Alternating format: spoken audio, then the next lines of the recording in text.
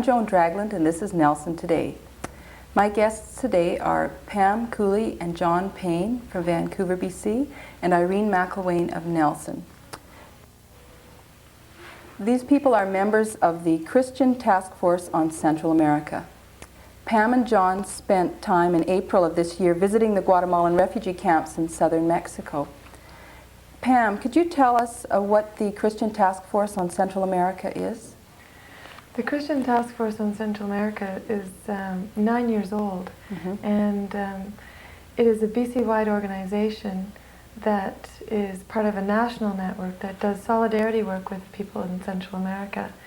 It has about 500 members.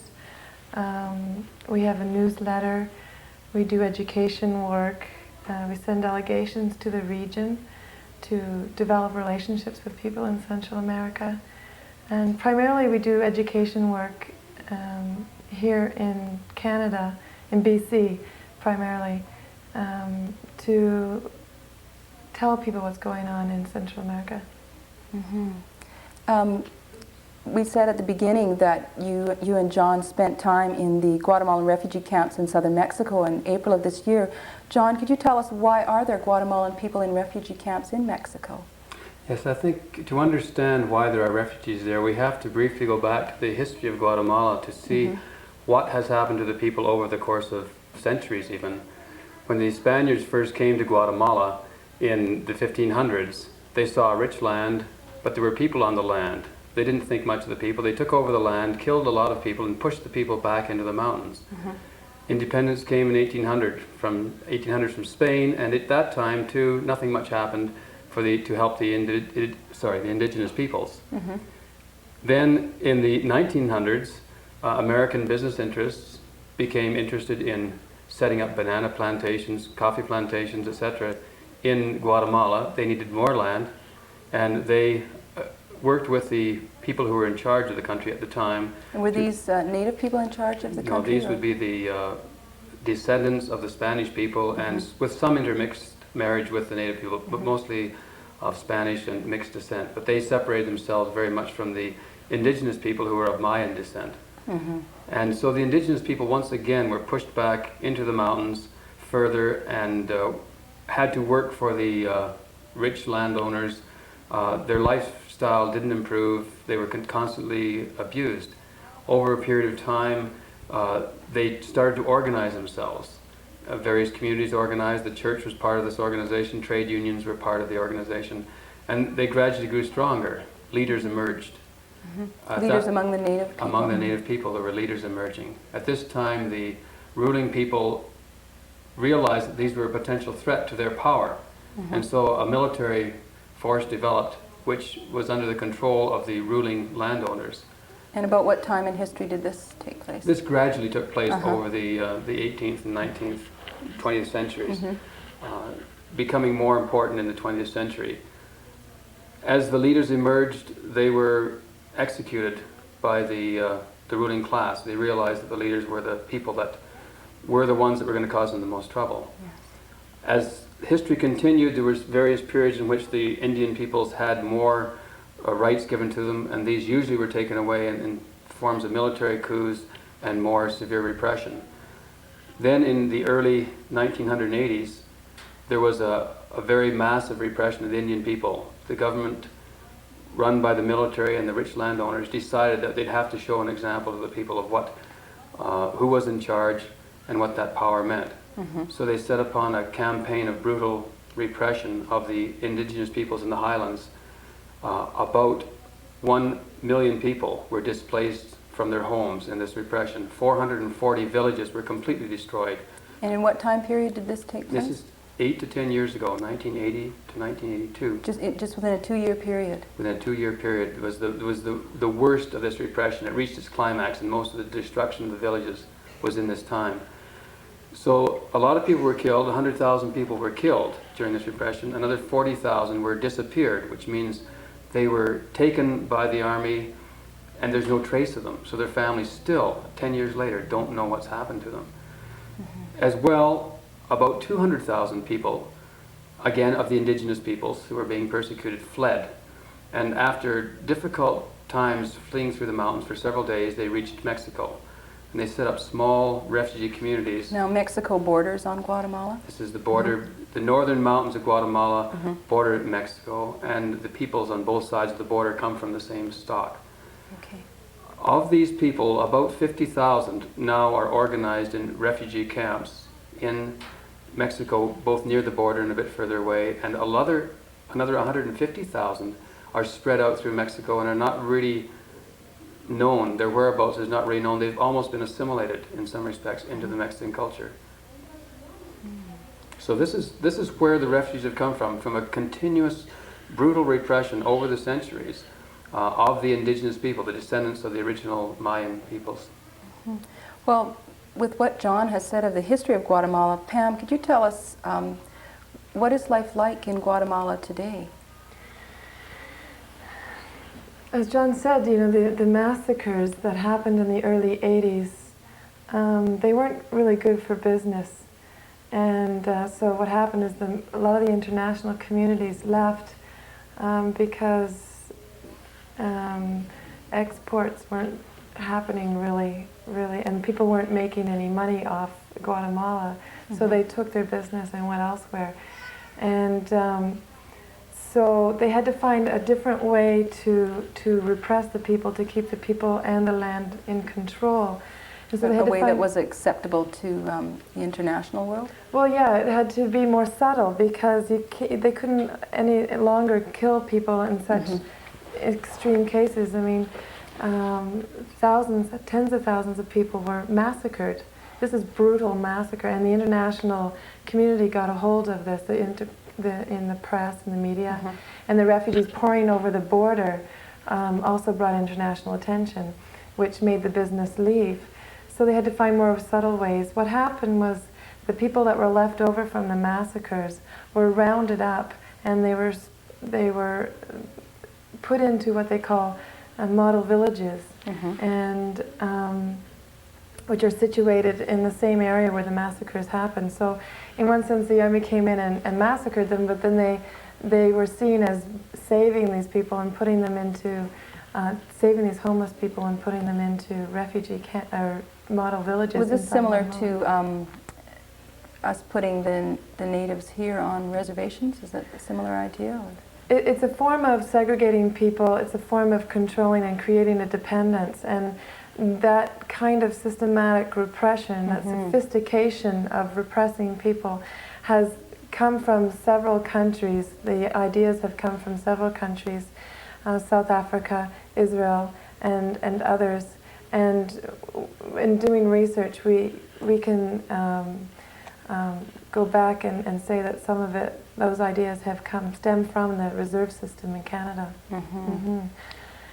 So there is a very systematic repression of the people. They're in control of the military, has put military bases all around where the model villages are. So how do these model villages repress the people?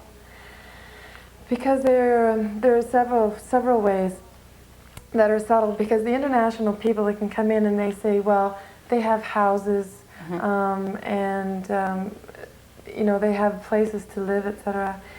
But for the people who are campesinos, basically poor farmers, they have not been given land. And land is... What is campesino? Campesino is another word for poor farmer. Okay. And their main way of living is from land and being farmers, and so that is taken away from them, which creates dependency on having jobs from whoever gives them jobs. And the only people that will give them jobs at very low wages are the landowners, the people who have the huge farms called fincas, and they grow things for export. So what happened is these model villages, along with this whole trend of democracy that's happening around the world, they had to elect a civilian president as opposed to a military dictator. Again, trying to please the international community? And please the international community, because at this time the economy was very, very bad. Nobody was making any money. The large the owners of the land were not making any money because they couldn't do their exports because of the massacres. So they had to create an international image that would say to the world, Guatemala is okay now, there's a democracy, yet nothing has changed for the people who are in these model villages, and the economy has not changed for them. So the Vinicio Cerezo, who was the president at the present time, was elected in 1986. And elected, meaning it was not really a democratic election? Well, meaning that there is no other choice for people to vote for. Oh. When you don't, I mean, they don't have a little box that says, you know, for not to vote for none of the above. They have your candidates, and if in that particular time, if you didn't vote, you were considered subversive, and you were at risk by not voting. So, so you had to vote, and if you didn't have anybody who represented you, then there's not really. Then you can say that there's a democracy, even though there was nobody who would represent you. So Vinicio Cerezo went to the international community to say, everything is fine, bring back your business to Guatemala. And that's, there's other different forms of repression, but that's mainly the facade of democracy in Guatemala is the main repression now, because it's hard to fight that internationally for those of us who know the truth. Because of the facade that's being perpetrated by the supposed democracy. John, how do the refugees fit into this picture? Well, they left about 1980, 1982, and they moved into very small settlements in Chiapas, living amongst Mexican farmers who are from the same stock as they were, so they assimilated quite well into that area in a large number of small camps. About 125 small camps are presently in that area. But after a few years, the Mexican government, for a variety of reasons, some of which perhaps to better control the refugee camps, because these were isolated and hard to get to, decided to move about half the refugees to other camps quite a ways away up in the eastern part of Mexico in the Campeche area and Quintana Roo, which are quite a long ways from the Guatemalan border. And so they moved about half the refugees into 2 or 3 large areas in that region. Once the refugees were separated to that extent from the ones in Chiapas, they realized that they had to organize themselves in order to maintain their unity. And so in each of the camps, they elected representatives to represent them amongst a collection of all the camps. And this group is called the Permanent Commissions. And the Permanent Commissions are made up of 72 members, elected democratically in all the camps, who get together once in a while, with very difficult means of getting together because they're so isolated from each other and transportation is difficult, to talk about what they want for their people, how They're people in the camps, or they're people in Guatemala? Well, in a sense for both, but first of all, they're representing the people in the camps, trying to work out relationships between them and the international community and the Guatemalan government, and as well as part of the Esquipulas II peace agreement, which was the Central American peace agreement to try to bring peace to the whole region. Each country was required to set out a national dialogue which brought together groups from all the different sectors of the country to talk about their conditions and work into ways of trying to improve them. In Guatemala, this hasn't really worked out too well because 2 of the main groups, the big business people and the army, have not decided to join this. But anyways, it has helped the permanent commissions, and it's helped the other groups within Guatemala to organize, to get to work with each other, and to do a variety of things that have strengthened the popular movement in the country, and has helped bring focus from the international community on the strength of this popular movement as well. And as refugees, I'm sure they would hope to return to their homeland. Is there, from what you saw in the refugee camps, is there a lot of hope among the people? Do they, can they see a vision? Can they see the light? Is there a lot positive happening? Yes, very, very much so. I think that, in fact, one of the big things that we gained from going down there and visiting the refugees, that we were empowered by the kind of hope that they had and the vision that they had, was something that gave us strength to come back here and continue on with the work that we're doing in solidarity with them.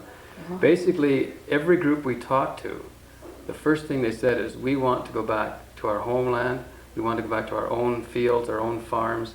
We want to go back together as a community. And so they've understood very strongly that it's a community that they are, and their strength is in community. And so they want to go back. And they've laid out 6 conditions to the Guatemalan government whereby they can come back. And they're basically the kinds of conditions that we in Canada here take for granted in terms of human rights. They want to return to their own land, which they have legal title to. They don't want to have the army garrisons present in that area because they still are afraid of the army. They want only civilian police in that area. And they want to be able to have the freedom to associate with each other in various groups, which was denied them previously. And also, because they still are afraid of the Guatemalan government and the army, they want the presence of international people, such as ourselves, to be with them as they go back, to give them protection. Because when refugees return to their own country, if there are international people there, the government, which is trying to create a good international image, knows it cannot create an incident as long as the international people are present. So these refugees fear for their lives. If they would return to their own country unaccompanied by an international escort, they would literally fear for their lives. Pam, you spoke before of the repression in Guatemala and what's going on nowadays. I think it would be interesting if you could even enlarge further on that, on the sort of thing that the natives have to live with as everyday occurrences, the things that, again, as John said, we take things for granted here in Canada, some of the conditions of their life that would probably just shock us. Inside Guatemala or in Guatemala, well, living in the model villages is very difficult because you don't have, the economy is very bad. There's not enough to live on, basically. This is an election year, and recently some people's wages have been brought up to from 450 quetzals, which is about $1.90 something in U.S., which would buy maybe. Is that an hour or a day? A day. They has recently been raised to 10 quetzales, which would buy maybe about 20 pounds of corn, which is the staple food in Guatemala. But people would eat up to 4 pounds of corn a day in different forms, like tortillas or a corn drink that they drink. And so basically there's nothing else to eat except to buy the staple of corn. If you're only making 10 quetzales a day, that would only feed maybe 3 or 4 people. So they aren't eating fresh vegetables every day. No. They're not eating meat if they're meat eaters. It's a very diet. Yes, Irene? Pam, would you like to speak a little bit about the different languages? Because that's a real form of repression, isn't it? There are 22 different groups, indigenous groups in Guatemala, and each one of them has their own language. And what happened was another form of repression was to make sure that there were different indigenous groups living in the same camp, which would lessen the chance of communication, lessen the chance of organizing, and create a separation instead of bringing people together. And that's another sort of subtle way where if you didn't go into the details of Guatemala or the details of the model villages, you wouldn't know about that. Another one is the civil patrols that every male from the age of 16 to 60 have to do a shift or shifts of patrolling their own villagers, their own people. We could be a part of a model village and we could be very best friends, but if I saw you talking in ways that I thought was maybe suspicious, I would have to report you to the army. And what that does, it creates a confusion, it creates distress and paranoia amongst the people that are there. Yes. Now there are groups in Guatemala that are fighting these, it's supposed to be a voluntary civil patrol, but everybody knows that it's not voluntary. Is that again a facade? It's a facade. It's unconstitutional to require people to do these civil patrols. So there are people fighting. There is a real resurgence of people who are fighting the repression inside Guatemala, and the refugees are a part of that. And our project was the project accompaniment, which is the trip that John and I went down, was a form of the way that Canadians can get involved and be a part of this movement to make sure that people in Canada know what's going on inside Guatemala, that we can accompany them wherever they are, whether it be to go physically back with them to Guatemala when it's time, whether to help them in whatever needs that they have right now. Another thing I'm curious about, Pam, John, or Irene, whoever would choose to answer, as the state of the children. It seems that in conditions of repression, it's the children who really suffer. What did you see when you were in the camps, and what do you know of what it's like to be a child in Guatemala today? You'd be hungry. There's most of the children are malnourished in both Guatemala and in the refugee camps. There's just simply not enough food, and not enough balance of food. It's mostly corn and beans and rice. Now, in different parts, different camps have sort of different levels of supplies, and it depends on where they're located, and depends on several And what things. about health care or education? Those are both things that, again, vary quite widely. In the camps in Chiapas, some of them are without proper health care or education of any kind. In the larger camps in Campeche, there is a form of education in which Mexican teachers come in, and along with some of the Guatemalan people, the children can learn up to grade 6. But after grade 6, they can only learn more things in school if they go to the Mexican school system. To get into the Mexican school system, they need birth certificates. They don't have birth certificates because they're refugees. And so there's a catch-22 there that they can't go further. Now this would deter most people, but the Guatemalan refugees are very resourceful. And so they've decided amongst themselves, and with some support from some international groups, to take some of the best of their students and send them to trade schools in some of those cities nearby, so that they can learn a trade such as veterinary medicine and agricultural techniques, weaving, sewing, and come back and teach this trade to the people in the camps. And so they'll prepare themselves, again with this same vision. They will prepare themselves so when they go back to Guatemala, they can fend for themselves, they can be self-sufficient. So they're still planning. It's not the people that are receiving this extra education wouldn't just assimilate into the Mexican population. There's a definite vision of taking what they've learned back to their homeland. It's interesting because the children were from families, and the parents have these families had to say to the authorities that were running the education program that these children would return, because they were so they were kind of bound to this. Now we talked to the children, not really children, the students, 16 to 18 years old, and they were very mature for their age, and they had incorporated and understood the whole philosophy of the Guatemalan people, that they were a unit. They wanted to go back together. And so they, not only were their parents saying, yes, these children will go back, but they were saying, yes, we will go back. We want to be part of the new Guatemala. We are the new Guatemala. And it was very important to them as well to be part of this program. So we were again inspired by the youth of the refugee camps that were so caught up in the vision of their people. Vision of their homeland. And one of the things when we were there 2 years ago was that the women were really keen. All the women over 20 could weave, but they had neither the money nor the materials to teach the young girls how to weave. And this is an integral part of their culture.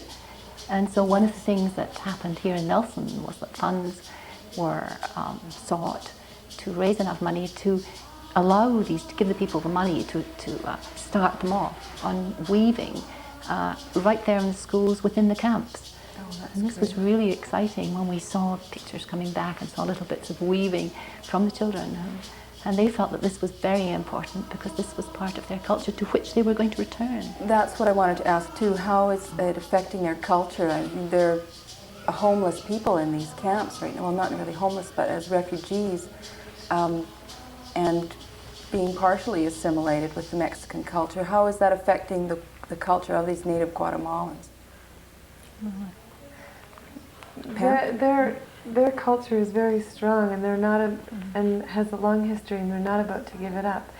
The people who are in power in Guatemala have done everything that they can think of to try and wipe away this culture, because they know that it's their strength and their spiritual base. And the whole massacre was a form of basically getting rid of these people who are taking up the land that they wanted. They wanted to wipe them out. So they know that their culture is their survival, and they always keep it foremost in their mind, and it's done as it's been done for years and years and years, through their parents, through their elders, through and also very intentional projects like the weaving projects that international solidarity groups have been a part of, to give them supplies, to give them the means to sell their stuff, to sell their material things that come back. That's what I wanted to just say. How can we, as people over here in Canada or people in Nelson, how can we get involved with refugees? How can we help in this situation? Irene, could you tell us what's going on in Nelson? Yes, there are two groups working in Nelson. One, Central America Support Group, which was originally Tools for Peace and originally worked specifically with Nicaragua, but now has widened its horizons to work with Central America as a whole. And there's also St. Paul's Trinity United Church Outreach. And there we write urgent action letters, often coming through Amnesty International, about atrocities happening in Guatemala, and we're asked to write. And we sell teardrop crafts, which are the crafts done by the refugee women.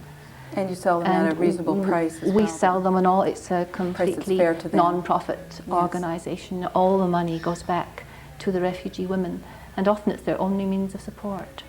Another way we can help is by buying Bridgehead coffee, which comes from Nicaragua. So there are many different ways we can join the Christian Taskforce and support. If someone in this area wanted to get involved with the Nelson Central American Support Group, who would they contact? They would contact Diane Luckton. I have her number. Her number is 229-4715. And what was the other group that you mentioned? The St. Paul's Trinity United Church Outreach. And how would and they could contact either the church or myself at 354-3821. And what if people wanted to get involved in the Christian Task Force? Either of those two groups. They could contact you or Diane? Yes, and we'd be happy to. I'd like to thank Pam and John and Irene for being with us today. And I'd just like to say that Pam and John are resource people for the Christian Task Force on Central America, and they have been on a tour. They are presently on a tour of the interior of British Columbia. And for those of you that are watching from other communities, just like to let you know that Pam and John are available to come and speak in your community as well. So you just need to contact one of the numbers mentioned tonight. Thank you.